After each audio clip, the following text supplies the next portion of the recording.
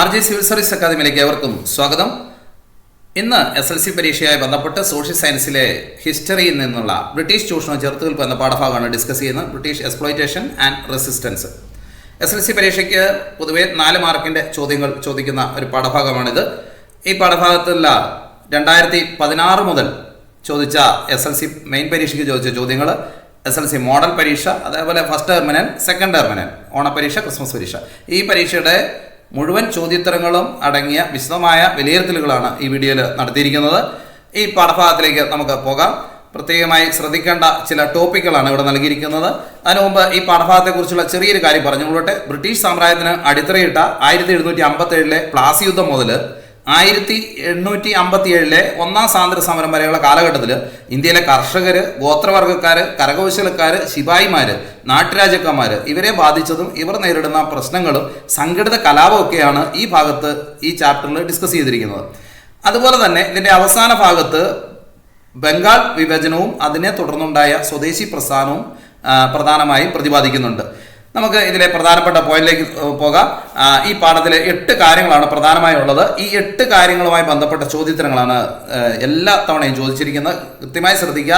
8 കാര്യങ്ങൾ: land revenue system, ഭൂനികുതി വ്യവസ്ഥ; രണ്ടാമത്തെ കൊമേഴ്ഷ്യലൈസേഷൻ ഓഫ് അഗ്രികൾച്ചർ, കൃഷിയുടെ വാണിജ്യവൽക്കരണം; മൂന്നാമത്തെ ഇൻഡിഗോ റിവോൾട്ട്, നീല കർഷകരുടെ കലാപം; നാലാമത്തെ കുറിച്യ റിവോൾട്ട്, ഗോത്ര കലാപമായ കേരളത്തിലുണ്ടായ കുറിച്യ കലാപം; അഞ്ചാമത്തെ ഡിക്ലൈൻ ഓഫ് ട്രഡീഷണൽ ഇൻഡസ്ട്രീസ്, പരമ്പരാഗത വ്യവസായങ്ങളുടെ തകർച്ച; ആറാമത്തേത് first war of Indian independence 1857, 1857 ഒന്നാം സ്വാതന്ത്ര്യ സമരം; ഏഴാമത്തെ ഡ്രെയിൻ തിയറി, ചോർച്ചാ സിദ്ധാന്തം; എട്ടാമത്തെ സ്വദേശി മൂവ്മെന്റ്, സ്വദേശി പ്രസ്ഥാനം. നമുക്ക് ഓരോ ചോദ്യത്തിലേക്കും പോകാം. ആദ്യം തന്നെ പറഞ്ഞുകൊള്ളട്ടെ, ഈ ഇത്തരത്തിലുള്ള വീഡിയോകൾ നിങ്ങൾക്ക് ഉപകാരപ്രദമാണെങ്കിൽ നിങ്ങൾ കമന്റ് ബോക്സിൽ അതിനെക്കുറിച്ചുള്ള അഭിപ്രായങ്ങൾ പറയണം. ആദ്യത്തെ ക്വസ്റ്റ്യൻ ശ്രദ്ധിക്കുക. സെക്കൻഡ് ടെർമിനൽ എക്സാം ക്രിസ്മസ് പരീക്ഷയ്ക്ക് ചോദിച്ച ചോദ്യമാണ് 1 മാർക്കിന്. Name the land revenue system implemented by the British in Bengal, Bihar and Orissa. Bengal, Bihar, Orissa തുടങ്ങിയ പ്രദേശങ്ങളിൽ ബ്രിട്ടീഷുകാർ നടപ്പിലാക്കിയ ഭൂനികുതി സമ്പ്രദായം ഏത്? പെർമനന്റ് ലാൻഡ് റവന്യൂ സെറ്റിൽമെന്റ് അഥവാ ശാശ്വത ഭൂനികുതി വ്യവസ്ഥ. ഇതിന് മറ്റൊരു പേര് കൂടിയുണ്ട്, സെമീന്ദാരി സിസ്റ്റം അഥവാ സെമീന്ദാരി വ്യവസ്ഥ എന്ന് കൂടി പറയുന്നുണ്ട്. അപ്പോൾ അടുത്ത ചോദ്യത്തിലേക്ക് പോകാം. Question number 2. Name the revenue system implemented by the British in south India. ബ്രിട്ടീഷുകാർ ദക്ഷിണേന്ത്യയിൽ നടപ്പിലാക്കിയ നികുതി സമ്പ്രദായം ഏത് പേരിലാണ് അറിയപ്പെടുന്നത്? Ryotwari system. Ryotwari system എന്നാണ് അറിയപ്പെടുന്നത്. സൗത്ത് ഇന്ത്യയിൽ ഇംപ്ലിമെന്റ് ചെയ്ത് റൈറ്റ് ടു വാരി. അപ്പോൾ നമ്മൾ 2 സിസ്റ്റം അല്ല, 3 ലാൻഡ് റവന്യൂ സിസ്റ്റം ഉണ്ട്. ആ 3നെ കുറിച്ച് നമ്മൾ അറിഞ്ഞിരിക്കേണ്ടതുണ്ട്. ഇത് ഫസ്റ്റ് ടെർമിനൽ എക്സാം 2017 ചോദിച്ചാണ് 1 മാർക്കിന്റെ. അടുത്ത് നോക്കുക, 3 ലാൻഡ് റവന്യൂ സിസ്റ്റം നമ്മുടെ കൃത്യമായ പുസ്തകത്തിലുണ്ട്. അത് എവിടെയാണ് ഇംപ്ലിമെന്റ് ചെയ്തതെന്ന് നമ്മൾ പഠിക്കേണ്ടതുണ്ട്.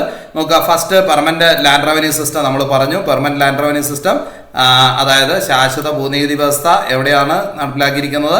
ബംഗാൾ, ബീഹാർ ആൻഡ് ഒറീസ. ഇത് കൃത്യമായിട്ട് പഠിച്ചിരിക്കണം. രണ്ടാമത്തെ റൈറ്റ് വാരി സിസ്റ്റം. റൈറ്റ് വാരി സിസ്റ്റം എവിടെയാണ്? സൗത്ത് ഇന്ത്യൻ റീജിയൻസ് ആണ്. അതായത് റൈറ്റ് വാരി ദക്ഷിണേന്ത്യയിലാണ്, ഈ ദക്ഷിണേന്ത്യൻ പ്രദേശങ്ങളിലാണ് നടപ്പിലാക്കിയത്. മഹൽവാരി അത് ചോദിച്ചിട്ടില്ല ഇതുവരെ. നോർത്ത് വെസ്റ്റ് റീജിയൻസിലാണ്. നോർത്ത് വെസ്റ്റ് റീജിയൻസിൽ മഹൽവാരി വ്യവസ്ഥ അതായത് വടക്ക് പടിഞ്ഞാറൻ ഇന്ത്യയിലാണ്. കൃത്യമായി നമുക്ക് അടുത്ത ചോദ്യത്തിലേക്ക് പോകാം. അത് നോട്ട് എഴുതിയെടുക്കണം കൃത്യമായിട്ട്. അടുത്ത ഡിസ്റ്റിങ്വിഷ് ബിറ്റ്വീൻ ദ റൈറ്റ് വാരി system and the Mahalwari system. ഈ ചോദ്യം നോക്കിയാൽ റൈറ്റ് വാരി വ്യവസ്ഥയും മഹൽവാരി വ്യവസ്ഥയും തമ്മിലുള്ള വ്യത്യാസമാണ്. SLC മാർച്ച് 2020 ആൻഡ് 2017 4 മാർക്കിന്റെ ചോദ്യങ്ങളാണ് വന്നിരിക്കുന്നത്. ഫസ്റ്റ് ടെർമിനൽ എക്സാമിനേഷന് 2017 ഓണപ്പരീക്ഷയ്ക്ക് ഇത് ചോദിച്ചിട്ടുണ്ട്. തുടർച്ചയായി ചോദിച്ച ചോദ്യമാണ്. അതുകൊണ്ട് ഈ 3 വ്യവസ്ഥകളുടെയും സവിശേഷതകൾ നമ്മൾ പഠിക്കണം. നമുക്ക് ഓരോ വ്യവസ്ഥയുടെയും സവിശേഷതകളെ കുറിച്ച് പോകാം. ആദ്യം റൈറ്റ് വാരി വ്യവസ്ഥകൾ. റൈറ്റ് വാരി നോക്കുക. Introduced in south Indian regions, ദക്ഷിണേന്ത്യയിൽ നടപ്പിലാക്കി. രണ്ടാമത്തെ പോയിന്റ് നോക്കുക, tax collected directly from farmers. ഇവിടെ കർഷകരിൽ നിന്ന് നേരിട്ടാണ് ഇവിടെ നികുതി പിരിച്ചത്. കർഷകരിൽ നിന്ന് നേരിട്ട് നികുതി പിരിച്ചു.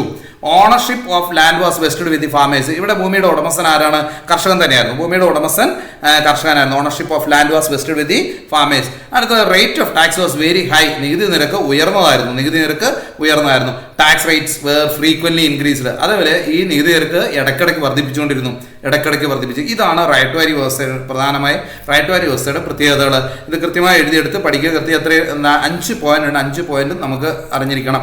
അടുത്തത് നമുക്ക് മഹൽവാരി വ്യവസ്ഥയാണ്. മഹൽവാരി വ്യവസ്ഥ introduced in north west regions. വടക്ക് പടിഞ്ഞാറൻ ഇന്ത്യ നടപ്പിലാക്കിയ സംവിധാനമാണ്. വടക്ക് പടിഞ്ഞാറൻ ഇന്ത്യ നടപ്പിലാക്കിയ ഭൂനികുതി വ്യവസ്ഥയാണ്. അടുത്ത നോക്കുക, അടുത്ത 3 പോയിന്റ് പ്രധാനപ്പെട്ടതാണ്. ഇത് village headman was assign the responsibility to collect tax. ഇവിടെ ആരാണ് ടാക്സ് കളക്ട് ചെയ്തത്? വില്ലേജ് ഹെഡ്മാൻ, ഗ്രാമത്തലവന്മാരാണ് നികുതി പിരിച്ചത്. Was assign the responsibility to collect tax. മൂന്നാമത്തെ point tax rate was excessive. നേരത്തെ എല്ലാം ഈ ബ്രിട്ടീഷുകാരുടെ നികുതി സമ്പ്രദായത്തിലെല്ലാം ഉള്ളതാണ്. The tax rate was excessive. നികുതി നിരക്ക് അമിതമായിരുന്നു. ആൻഡ് നാലാമത്തെ പോയിന്റ് നോക്കുക, ഇത് entire village was considered as a single unit for tax collection. ഇവിടെ ഗ്രാമത്തെ ഒരു യൂണിറ്റാക്കി കണക്കാക്കിയാണ് നീതി പിരിച്ചത്. അവർ ഗ്രാമത്തെ ഒരു യൂണിറ്റായിട്ട്, അതായത് മഹൽ എന്ന് പറഞ്ഞാൽ ഒരു യൂണിറ്റായി കണക്കാക്കിക്കൊണ്ട് എൻ്റെ ഗ്രാമത്തെ അവർ പറയുന്നത് മഹൽ എന്നായിരുന്നു. Entire village was considered as a single unit for tax collection. അടുത്ത ചോദ്യത്തിലേക്ക് നമുക്ക് പോകാം. ഇത് elucidate the features of permanent land revenue settlement introduced by the British in Bengal. ഇത് ബംഗാളിൽ ബ്രിട്ടീഷുകാർ നടപ്പിലാക്കിയ ശാശ്വത ഭൂനികുതി വ്യവസ്ഥയുടെ സവിശേഷത. നമ്മൾ രണ്ടെണ്ണം പഠിച്ചു, മൂന്നാമത്തേതും കൂടെ ആയപ്പോൾ എല്ലാമായി. SLC മാർച്ച് 2019 ചോദിച്ചു, ഫസ്റ്റ് ടേം എക്സാം 2018 ചോദിച്ചു. നോക്കുക, തുടർച്ചയായി ചോദിച്ചുകൊണ്ടിരിക്കുന്ന ചോദ്യങ്ങൾ തന്നെയാണ്. അപ്പോൾ നമുക്ക് ഈ ആവർത്തിച്ചുള്ള ചോദ്യങ്ങൾ കൃത്യമായി പഠിച്ചു കഴിഞ്ഞാൽ നമുക്കെല്ലാം ആയി. അപ്പോൾ അടുത്ത ഇതിൻ്റെ ഉത്തരത്തിലേക്ക് പോകാം. ശാശ്വത ഭൂനികുതി വ്യവസ്ഥയുടെ സവിശേഷതകളാണ്. ആദ്യം ഇംഗ്ലീഷ് നോട്ടാണ് തന്നിരിക്കുന്നത്, അതുകൊണ്ട് മലയാളം മീഡിയം കുട്ടികൾ സശ്രദ്ധം ശ്രദ്ധിച്ച് വെയിറ്റ് ചെയ്യാം. പെർമനന്റ് ലാൻഡ് റവന്യൂ സെറ്റിൽമെന്റ് ഇത് ഇൻട്രൊഡ്യൂസ് ചെയ്തത് ആരാണ്? Lord Cornwallis. ലോർഡ് കോൺവാലിസ് ആണ്. കോൺവാലിസ് പ്രൂഫ് ആണ്, ബ്രിട്ടീഷുകാരന് കോൺവാലിസ് പ്രൂഫ് ആണ്. ആൻഡ് സെക്കൻഡ്, ഇത് എവിടെയാണ് ഇംപ്ലിമെന്റ് ചെയ്തത്? Introduced regions Bengal, Bihar and Orissa. ഇതെല്ലാം കോമൺ ആയിട്ട് നമുക്ക് എഴുതാവുന്നതാണ്. പക്ഷേ ഇതിന്റെ ഫീച്ചേഴ്സ് ഇനിയുള്ളതാണ്, ശ്രദ്ധിക്കുക. Tax collected by the zamindars. ഇവിടെ ആരാണ് കളക്ട് ചെയ്യുന്നത്? ടാക്സ് സെമീന്ദാർസ് ആണ് കളക്ട് ചെയ്യുന്നത്. സെമീന്ദാർമാരാണ്. Zamindars were the owners of entire land. ഇവിടെ ആരാണ്? ഇവിടെ ഫാമേഴ്സ് അല്ല, നേരത്തെ പോലെ നമ്മൾ റൈറ്റ് വരി കണ്ട പോലെ ഇവിടെ സെമീന്ദാർസ് ആണ് ഓണേഴ്സ്. ഭൂമിയുടെ ഉടമസ്ഥാവകാശം സെമീന്ദാർസ് ആണ്. Zamindars were the owners of the entire land.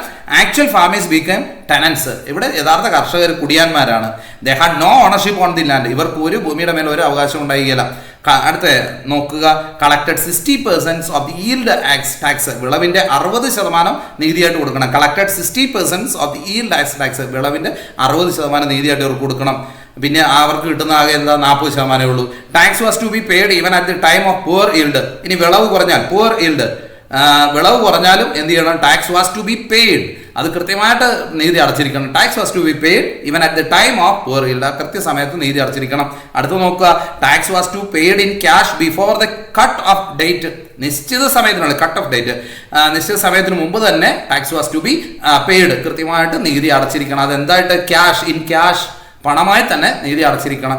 ഇതായിരുന്നു പ്രധാനമായ ശാശ്വത ഭൂനികുതി വ്യവസ്ഥയുടെ പെർമനന്റ് ലാൻഡ് റവന്യൂ സെറ്റിൽമെന്റ്. ഇതിന്റെ മലയാളം നോക്കുക, നടപ്പിലാക്കിയ കോൺവാലിസ് പ്രൂഫ് ആയിരുന്നു. ബംഗാൾ, ബീഹാർ, ഒറീസ നികുതി പിരിച്ചിരുന്നത് സെമീന്ദാർമാരായിരുന്നു. നികുതി പിരിക്കുന്ന പ്രദേശത്തിന്റെ ഉടമസ്ഥനാരായിരുന്നു? സെമീന്ദാറായിരുന്നു. യഥാർത്ഥ കർഷകരായിരുന്നു? കുടിയാന്മാരായി മാറി. അതുപോലെ വിളവിന്റെ 60% നികുതിയായിട്ട് നൽകണമായിരുന്നു. അതുപോലെ തന്നെ നിശ്ചിത തീയതിക്കുള്ളിൽ നികുതി പണമായി നൽകണം. നിശ്ചിത തീയതിക്കുള്ളിൽ നികുതി പണമായി നൽകണം.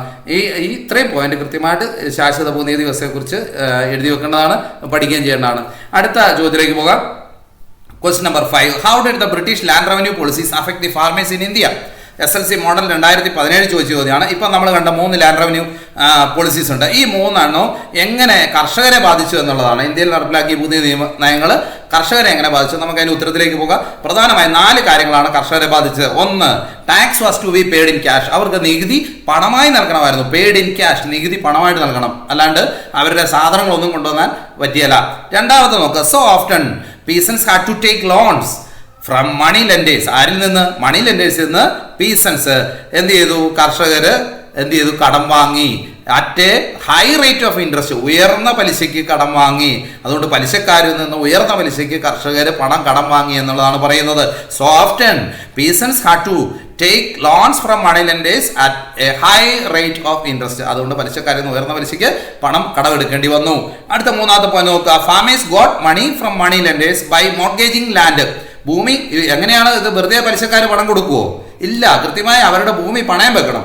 Farmers got money from money lenders by mortgaging land. Mortgaging അവിടെ എന്താണ്? പണയം വെച്ചിട്ടാണ്, ഭൂമി പണയം വെച്ചിട്ടാണ് കർഷകർ പലിശക്കാരിൽ നിന്ന് പണം കടം വാങ്ങിയത്. അപ്പോൾ മോർഗേജിങ്, പണയം വെക്കുക. കർഷകർ പലിശക്കാരിൽ നിന്ന് പണം കടം വാങ്ങിയത് എങ്ങനെയാണ്? ഭൂമി പണയം വെച്ചിട്ട്. ഇനി അടുത്ത 4ാമത്തെ പോയിന്റ് നോക്കാം, money lenders seized the mortgaged agriculture land of farmers who could not repay the loan. Money lenders seized the mortgaged agriculture land of farmers. പണം തിരികെ അടയ്ക്കാൻ കഴിയാതെ വരുമ്പോൾ പണയം വെച്ച കൃഷിഭൂമി പലിശക്കാർ കർഷകരിൽ നിന്ന് പിടിച്ചെടുക്കും. പണം ഇല്ലേ, അവരുടെ പണയം വെച്ച കൃഷിഭൂമി അവർ പിടിച്ചെടുക്കും. അതാണ് money lenders seized the mortgaged agriculture land of farmers who could not repay the loan. അപ്പോൾ ഈ 4 പോയിന്റ് വളരെ പ്രധാനപ്പെട്ടാണ്. ഈ ബ്രിട്ടീഷുകാർ നടപ്പിലാക്കിയ ഭൂനികുതി വ്യവസ്ഥ മൂലം കർഷകർ അനുഭവിക്കേണ്ടിവന്ന എങ്ങനെയാണ് പ്രശ്നങ്ങളാണ് ഇവിടെ പറഞ്ഞത്. അത് ഈ ചോദ്യം ഒന്നുകൂടെ ശ്രദ്ധിക്കുക. ബ്രിട്ടീഷുകാരുടെ ഭൂനികുതി വ്യവസ്ഥ, ഇന്ത്യയിൽ നടത്തിയ ഭൂനികുതി നയങ്ങൾ കർഷകരെ ബാധിച്ചതാണ് നമ്മളിപ്പോൾ കണ്ടത്. അടുത്ത ചോദ്യത്തിലേക്ക് നമുക്ക് പോകാം. അടുത്ത ക്വസ്റ്റ്യൻ ശ്രദ്ധിക്കുക. Question number 6. What do you mean by commercialization of agriculture? Explain the circumstances that led the farmers to commercialization of agriculture.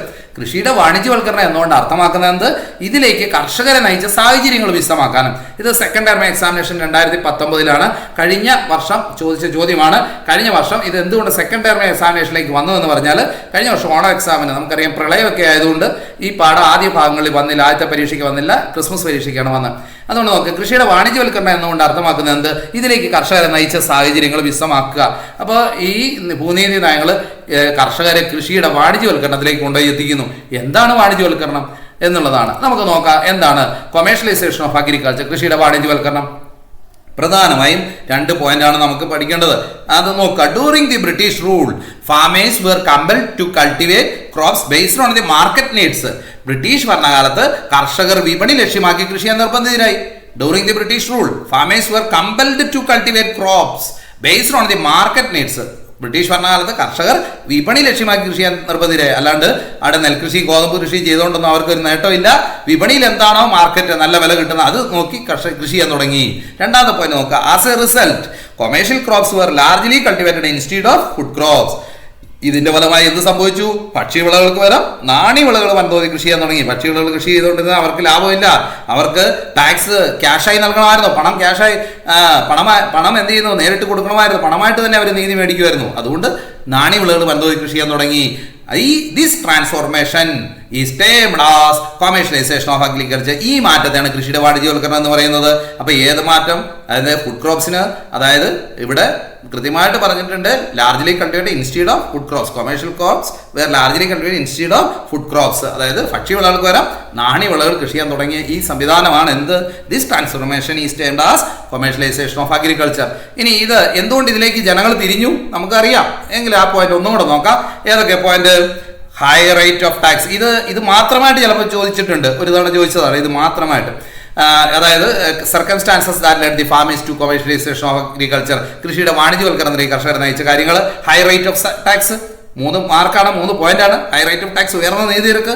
അതുകൊണ്ട് അവർ ഈ ക്യാഷ് ക്രോപ്സിലേക്ക് നീങ്ങാൻ കാരണം, ഫുഡ് ക്രോപ്സിൽ നിന്ന് ക്യാഷ് ക്രോപ്സിലേക്ക് നീങ്ങാൻ കാരണം ഇതാണ്, ഉയർന്ന നീതിനിരക്ക്. രണ്ടാമത്തെ പോയിന്റ് നോക്കുക. Tax was to paid in cash before the cut off the date. നികുതി പണമായി നിശ്ചയിക്കപ്പെട്ട തീയതി തന്നെ നൽകണമായിരുന്നു. നികുതി പണമായി നിശ്ചയിക്കപ്പെട്ട തീയതി തന്നെ കൊടുക്കണം കൃത്യം ടൈമിൽ. അതുപോലെ ലാസ്റ്റ് തേർഡ് പോയിന്റ് നോക്കുക. ടു മീറ്റ് ദിസ് സിറ്റുവേഷൻ, ഈ സിറ്റുവേഷനൊക്കെ ഈ സാഹചര്യം നേരിടാൻ അവരെന്ത് ചെയ്തു?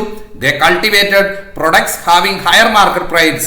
അതായത് വിപണിയിൽ കൂടുതൽ വില ലഭിക്കുന്ന ഉൽപ്പന്നങ്ങൾ കൃഷി ചെയ്തു. വിപണിയിൽ ഏതിനാണോ കൂടുതൽ വില ലഭിക്കുന്നത് അത് കൃഷി ചെയ്തു. ഇതാണ് കൊമേഴ്ഷ്യലൈസേഷൻ ഓഫ് അഗ്രികൾച്ചർ എന്ന് പറയുന്നത്. അപ്പോൾ ഈ 3 പോയിന്റ് കൃത്യമായിട്ട് പഠിക്കണം. അതിന്റെ സർക്കംസ്റ്റാൻസസ് ആണ്. അടുത്ത ചോദ്യത്തിലേക്ക് നമുക്ക് പോകാം.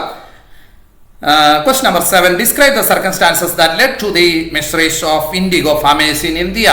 ഇന്ത്യയിലെ നീലം കർഷകരുടെ ദുരിതത്തിനിടയ്ക്ക് സാഹചര്യം. അപ്പോൾ ഇവരെല്ലാം കൊമേഴ്ഷ്യലൈസേഷനിലേക്ക് പോയി. അവസാനം സംഭവിച്ചത് എന്താണ്? അതിലെ കൊമേഴ്ഷ്യലൈസേഷനിലേക്ക് പോയതിനു ശേഷം ചില കാർഷിക മേഖല തകർന്നു. അതിൽ ഏറ്റവും പ്രധാനപ്പെട്ടതാണ് നീലം കർഷകർ. കൊമേഴ്ഷ്യലൈസേഷന് ബെസ്റ്റ് ഉദാഹരണമാണ് നീലം കൃഷി ചെയ്തത്. ആ നീലം കൃഷി പിന്നീട് തകർന്നതായിട്ട്. ഇനി എന്താണ് അതിന്റെ കാരണം എന്താണെന്നുള്ള ഇന്ത്യയിലെ നീലം കർഷകരുടെ ദുരിതത്തിനിടയ്ക്ക് സാഹചര്യം. Describe the circumstances that led to the mysteries of indigo farmers of India.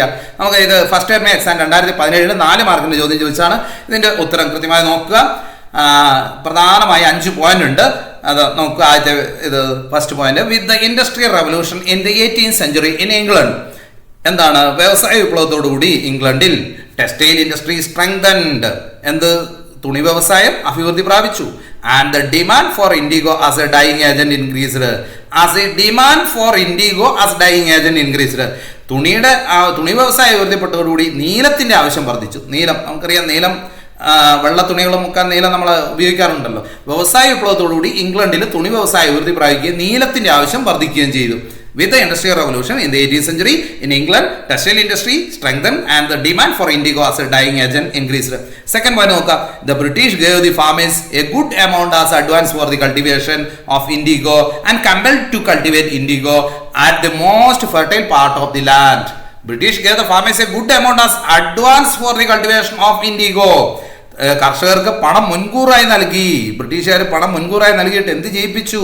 ഫലഭൂഷ്ഠ സ്ഥലത്ത് നീലം കൃഷി ചെയ്യാൻ നിർബന്ധിച്ചു. The British gave the farmers A good amount as advance for the advance നൽകി. എന്നിട്ടോ ആൻഡ് കമ്പൽഡ് നിർബന്ധിക്കുന്നു ടു കൾട്ടിവേറ്റ് ഇൻഡിഗോ നീലം കൃഷി ചെയ്യാൻ നിർബന്ധിക്കുന്നു. എവിടെ? At the most fertile part of the land ഏറ്റവും ഫലഭൂഷ്ടായ സ്ഥലത്ത് നീലം കൃഷി ചെയ്യാൻ നിർബന്ധിക്കുന്നു. മൂന്നാമത്തെ ഇവരിതെല്ലാം നിർബന്ധിച്ച് കൃഷി ചെയ്യിച്ചു. എന്നിട്ട് എന്ത് സംഭവിച്ചു? Due to the interference of British agents in the harvesting season വിളവെടുപ്പ് കാലത്ത് ബ്രിട്ടീഷ് ഏജന്റുമാരുടെ ഇടപെടൽ the farmers received only a lower price for indigo. അതുകൊണ്ട് എന്ത് സംഭവിച്ചു? നീലത്തിന് കുറഞ്ഞ വില മാത്രമേ ലഭിച്ചുള്ളൂ. ഈ വിളവെടുപ്പ് സമയത്ത് ഇതെല്ലാം പറഞ്ഞ് ചെയ്യിപ്പിച്ചതിന് ശേഷം വിളവെടുപ്പ് സമയത്ത് ബ്രിട്ടീഷ് ഏജന്റുമാർ ഇടപെട്ട് നീലത്തിന് കുറഞ്ഞ വില മാത്രമേ ജനങ്ങൾക്ക് ലഭ്യമായുള്ളൂ. ഇതിന് അതുമാത്രമോ when artificial colors അടുത്ത പോയിന്റ് നോക്കാം. when artificial colors were invented indigo became obsolete. കൃത്രിമ ചായങ്ങൾ കണ്ടെത്തിയോടുകൂടി നീലത്തിന്റെ ആവശ്യമില്ലാതായി. പിന്നെ നീലത്തിന് വില ഉണ്ടാവുമോ? ഇല്ല. This made the flight of the farmers more miserable. ഇത് കർഷകന്റെ അവസ്ഥ, നീലം കർഷകന്റെ അവസ്ഥ കൂടുതൽ ദുരിതത്തിലാക്കി. കൃത്യമായിട്ട് ഈ 5 പോയിന്റ് നമ്മൾ മുകളിൽ തന്ന 2 പോയിന്റ് ശ്രദ്ധിക്കണം. ഈ 2 പോയിന്റുകൾ കൂടാതെ അതേപോലെ മറ്റ് ഈ 3 പോയിന്റ് കൂടി എഴുതിയാൽ മാത്രമേ നമുക്ക് നീലം കർഷകരുമായിട്ട് ബന്ധപ്പെട്ട പ്രശ്നങ്ങൾ അതിനുള്ള ഉത്തരമാവുള്ളൂ. അടുത്ത ചോദ്യത്തിലേക്ക് പോകാം. Question number 8. Evaluate the circumstances that led to the Kurchias and Kurumbas of Wayanad to turn against the British. വയനാട്ടിലെ കുറിച്യരും കുറുമ്പരും ബ്രിട്ടീഷുകാർക്കെതിരെ തിരിയാനിടയാക്കിയ സാഹചര്യം വിലയിരുത്തായി. ബ്രിട്ടീഷുകാരെ അടിച്ചേൽപ്പിച്ച 3 ദിവസം നമ്മുടെ കേരളത്തിലെയും ഗോത്ര കലാപങ്ങളുണ്ടായി. ആ ഗോത്ര കലാപങ്ങളുമായി ബന്ധപ്പെട്ട ഒരു ചോദ്യമാണ്. വയനാട്ടിലെ കുറിച്യരും കുറുമ്പരും ബ്രിട്ടീഷുകാർക്കെതിരെ തിരിയാൻ ഇടയാക്കിയ സാഹചര്യം. 3 പോയിന്റാണ്. 3 പോയിന്റ് കൃത്യമായി പഠിച്ചാൽ നമുക്ക് 3 മാർക്ക് കിട്ടും. SLC മാർച്ച് 2017 വന്ന ചോദ്യമാണ്. സെക്കൻഡ് ടെർമിനൽ എക്സാം 2019 ചോദിച്ചിട്ടുണ്ട്. First point imposition of excessive tax by the British. ബ്രിട്ടീഷുകാർ അധിക നികുതി ചുമത്തിയത്. Paying of tax in cash. രണ്ടാമത് നികുതി പണമായി നൽകേണ്ടി വന്നത്. മൂന്നാമത് seizing of agriculture land for non payment of tax. നികുതി അടയ്ക്കാൻ കഴിയാത്തവരുടെ കൃഷിഭൂമി പിടിച്ചെടുത്ത്. Seizing of agriculture land for non payment of tax. പിന്നെ second point paying of tax in cash. നികുതി പണമായി നൽകേണ്ടി വന്നത്. First point imposition of excessive tax by the British. ബ്രിട്ടീഷുകാർ അധിക നികുതി ചുമത്തിയത്. നമുക്ക് അടുത്ത ചോദ്യത്തിലേക്ക് പോകാം. Question number 9. ഇത് SLC model 2020 4 mark. First terminal exam 2016 4 mark. Explain the factors that led to the decline of traditional industries in India. ഇന്ത്യയിലെ പരമ്പരാഗത വ്യവസായങ്ങളെ തകർച്ചയിലേക്ക് നയിച്ച കാരണങ്ങൾ വിശദമാക്കുക. Decline of traditional industries in India. ഈ ചോദ്യം വരുമ്പോൾ പലർക്കും സംശയങ്ങളുണ്ട്. ടെക്സ്റ്റൈൽ ഇൻഡസ്ട്രീസ് മാത്രം എഴുതിയാൽ മതിയോ, അല്ലെങ്കിൽ വില്ലേജ് ഇൻഡസ്ട്രീസും കൂടി എഴുതണോ? Textiles decline of traditional industries എന്ന് പറയുമ്പോൾ പരമ്പരാഗത വ്യവസായങ്ങൾ എന്ന് പറയുമ്പോൾ വില്ലേജ് ഇൻഡസ്ട്രീസും ടെക്സ്റ്റൈൽ ഇൻഡസ്ട്രീസും കൂടിയിട്ടുള്ളതാണ്. ഇത് കൃത്യമായിട്ട് നോട്ട് എഴുതിയെടുക്കണം. പ്രധാനമായും 4 മാർക്കിന്റെ ചോദ്യമാണ്. 4 പ്രധാന പോയിന്റുകളാണുള്ളത്. 4 വ്യവസായങ്ങളുടെ തകർച്ചയാണ് ഇവിടെ കാണിക്കുന്നത്. First decline of Indian textile industries. ഇതിന്റെ മെയിൻ പോയിന്റ് മാത്രം എഴുതിയാൽ മതി. ഇന്ത്യൻ തുണി വ്യവസായങ്ങളുടെ തകർച്ച. ഇത് മാത്രമായിട്ട് ചോദിച്ചിട്ടുണ്ടെങ്കിൽ വേറെ 6 പോയിന്റ് ഉണ്ട്. അത് ഈ ഭാഗത്ത് തന്നെ പരാമർശിക്കുന്നുണ്ട്. അടുത്ത ഇതിൽ പരാമർശിക്കും. നോക്കുക, decline of Indian textile industries. ഇതിന്റെ മെയിൻ പോയിന്റ് എന്താണ്? Machine made textiles imported from Britain and sold at low price. യന്ത്രനിർമ്മിത തുണി ഇന്ത്യയിലേക്ക് ഇറക്കുമതി ചെയ്ത് ഇവിടെ പാവങ്ങൾ നെയ്ത്തുകാരെ തറികളിലൊക്കെ തുന്നിയെടുക്കുന്ന തുണി വിറ്റായിരുന്നു ജീവിച്ചുകൊണ്ടിരുന്നത്. ആ സമയത്താണ് ബ്രിട്ടീഷുകാർ എന്ത് ചെയ്യുന്നത്? മെഷീൻ മെയ്ഡ് ടെക്സ്റ്റൈൽസ്, അവർ റെഡിമെയ്ഡ് ഉൽപ്പന്നങ്ങൾ ബ്രിട്ടനിൽ നിന്ന് ഇങ്ങോട്ട് ഇറക്കുമതി ചെയ്തു. Imported from Britain sold at low price. എന്നിട്ട് ചെറിയ വിലയ്ക്ക് വിറ്റു. ഇവിടുത്തെ നെയ്ത്തുകാരുടെ പണി പോയി. അപ്പോൾ ഇന്ത്യയിലെ തുണി വ്യവസായം ധാരാളം പ്രധാന കാരണം അതാണ്. രണ്ടാമത്തെ പോട്ടറി, മൺപാത്ര നിർമ്മാണം. ഇവിടെ മണ്ണുകൊണ്ട് മൺപാത്ര നിർമ്മാണങ്ങളൊക്കെ നല്ല രീതിയിൽ മുന്നോട്ട് പോയിക്കൊണ്ടിരിക്കുന്ന സമയത്താണ് import of aluminium vessels. Aluminium പാത്രങ്ങളുടെ ഇറക്കുമതി. അലുമിനിയം പാത്രങ്ങൾ പൊട്ടുമൊന്നുമില്ല, മൺപാത്രങ്ങൾ പൊട്ടുമല്ലോ. അത് ഇന്ത്യക്കാരുടെ മൺപാത്ര നിർമ്മാണത്തിൻ്റെയും പണി പോയി. അപ്പോൾ ഇമ്പോർട്ട് ഓഫ് അലുമിനിയം വെസൽസ്, അതാണ് അതിൻ്റെ കാരണം. അലുമിനിയം പാത്രങ്ങളുടെ ഇറക്കുമതി. ഇനി ടാനിങ്, അതായത് തുകൽപ്പണി. Export of raw leather to Europe. അസംസ്കൃത വസ്തുവായ തുകലിന്റെ യൂറോപ്പിലേക്കുള്ള കയറ്റുമതി. ഇവിടെയുള്ള തുകൽ മുഴുവൻ എന്ത് ചെയ്തു? യൂറോപ്പിലേക്ക് കയറ്റി വെച്ചു. അതോടെ ഇവിടുത്തെ തുകൽ പണിക്കാരുടെ പണിയും പോയി. Export of raw leather to Europe. അസംസ്കൃത വസ്തുവായ തുകലിന്റെ യൂറോപ്പിലേക്കുള്ള കയറ്റുമതി. അടുത്തത് കാർപ്പൻട്രി, മരപ്പണിയുടെ തകർച്ചയാണ് പറയുന്നത്. Use of machines made of materials, അതായത് ലോഹനിർമ്മിത യന്ത്രങ്ങളുടെ ഉപയോഗം. ധാരാളം ലോഹനിർമ്മിത യന്ത്രങ്ങൾ ധാരാളം വന്നു. അതോടുകൂടി മരപ്പണിക്കാരുടെ പണിയും പോയി. അപ്പോൾ ഈ 4 പരമ്പരാഗത വ്യവസായങ്ങളാണ്. ഇതിന്റെ തകർച്ചയാണ് ഇവിടെ ചോദിച്ചിട്ടുള്ളത്. ഈ 4 എണ്ണത്തിന് ഇത്തരത്തിലുള്ള പോയിന്റുകളാണ് എഴുതേണ്ടത്. ഇങ്ങനെയാണ് പരീക്ഷയ്ക്ക് എഴുതേണ്ടത്. ഇനി അടുത്ത ചോദ്യം നോക്കുക.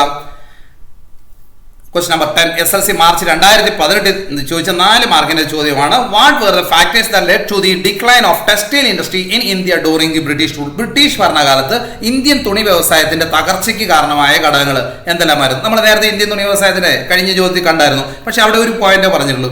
ഇത് മാത്രമായി ചോദിച്ചിട്ടുണ്ടെങ്കിൽ കൃത്യമായിട്ട് 4 മാർക്കിന്റെയാണ്, 4 പോയിന്റ് കുറഞ്ഞത് എഴുതിയിരിക്കണം.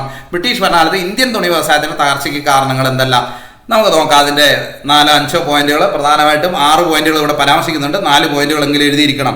First point, large scale import of machine made textiles in India. വൻതോതിൽ യന്ത്രനിർമ്മിത തുണി ഇന്ത്യയിലേക്ക് ഇറക്കുമതി ചെയ്തത്. Large scale import of machine made textiles in India. നമ്മൾ പറഞ്ഞ റെഡിമെയ്ഡ് ഉൽപ്പന്നങ്ങൾ ഇങ്ങോട്ട് ഇറക്കുമതി ചെയ്ത് വൻതോതിൽ യന്ത്രനിർമ്മിത തുണി. രണ്ടാമത്തെ, low price of machine made textiles. ഇതിനാണെങ്കിൽ വളരെ കുറഞ്ഞ വില മതി, യന്ത്രനിർമ്മിത തുണിത്തരങ്ങളുടെ വില കുറവും. അതോടുകൂടി ഇവിടുത്തെ നെയ്ത്തുകാരുടെ പണി പോയി. മൂന്നാമത്തെ നമുക്ക് എക്സ്പാൻഷൻ ഓഫ് റെയിൽവേ വന്നതോടുകൂടി ഇന്ത്യയിലെ എല്ലാ ഭാഗത്തേക്കും ഇവരുടെ തുണി എത്തിക്കാൻ കഴിഞ്ഞു, ബ്രിട്ടീഷുകാരുടെ ഈ റെഡിമെയ്ഡ് തുണി. അതാണ് എക്സ്പാൻഷൻ ഓഫ് റെയിൽവേയുടെ വികസനം. നാലാമത് നോക്കുക, imported textiles could reach the villages. ഇറക്കുമതി ചെയ്ത തുണിത്തരങ്ങൾ, ബ്രിട്ടനിൽ നിന്ന് ഇറക്കുമതി ചെയ്യുന്ന തുണിത്തരങ്ങൾ ഗ്രാമങ്ങളിൽ എത്തിക്കുന്നതിന് കഴിഞ്ഞു. കുഗ്രാമങ്ങളിൽ പോലും ഈ തുണി ബ്രിട്ടീഷുകാരുടെ റെഡിമെയ്ഡ് ഉൽപ്പന്നങ്ങൾ എത്താൻ തുടങ്ങി. അതോടുകൂടി ഇവിടുത്തെ നെയ്ത്തുകാരുടെ പണി പോയില്ലേ.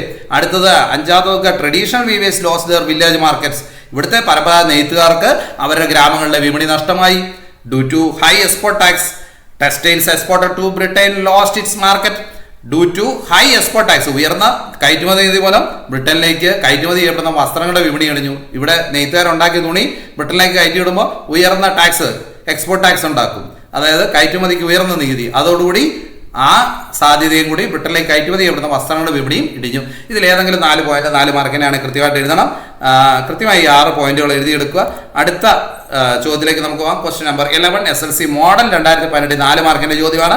അതായത് 2017 ശേഷം ഈ പാഠത്തിൽ നിന്ന് 4 മാർക്കിന്റെ ക്വസ്റ്റ്യൻ ആണ് SLCക്ക് വരാറുള്ളത്. How did miseries of the sepoys and dissatisfaction of kings caused the first war of Indian independence of 1857? ഇത് എപ്പോഴും ചോദിക്കുന്ന ഒരു ചോദ്യമാണ്. 2018 ചോദിച്ചു, ക്രിസ്മസ് പരീക്ഷ 2019 ചോദിച്ചു. നമുക്ക് നോക്കാം, ശിപായിമാരുടെ ദുരിതങ്ങൾ, രാജാക്കന്മാരുടെ പ്രശ്നങ്ങൾ 1857 ഒന്നാം സ്വാതന്ത്ര്യ സമരത്തിന് കാരണമായത് എങ്ങനെയെന്ന് വിശദമാക്കാം. അപ്പൊ ശിപായിമാരുടെ ദുരിതം നമുക്ക് ആദ്യം നോക്കണം. അത് നോക്കാം, ശിപായിമാരുടെ ദുരിതം എന്താണ്? പൂർ സാലറി, കുറഞ്ഞ ശമ്പളം. Abuse by the British officers, British ഓഫീസർമാരുടെ ചൂഷണം. Rumours connected with newly introduced rifle and its cartridge, പുതിയ തരം തോക്കുകൾ, അതിലുപയോഗിക്കുന്ന തിരകളും മായി ബന്ധപ്പെട്ട കിംവദന്തികൾ. പുതിയ തോക്കും അതുമായി ബന്ധപ്പെട്ട അതിലുപയോഗിക്കുന്ന തിരകൾ, ആ തിരകൾ പന്നിയുടെയും പശുവിൻ്റെ നെയ്യ് കൊണ്ട് പിന്നെ കടലാസിൽ പൊതിഞ്ഞതാണെന്ന് കൃത്യമായി പറഞ്ഞിട്ടുണ്ട്. ആ രീതിയിലുള്ള ഒരു കിംവദന്തി പ്രചരിച്ചത്. Severe punishments given to sepoys who were unwilling to use this cartridge. Severe punishment given to sepoys who were unwilling to use this cartridge.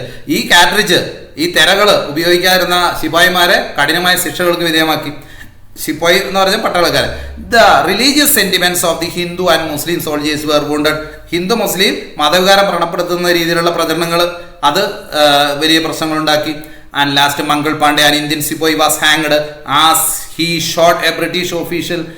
ബ്രിട്ടീഷുകാരനെ വെടിവെച്ച് കൊന്ന മംഗൾ പാണ്ഡെ തൂക്കിൽ കയറ്റുന്നു.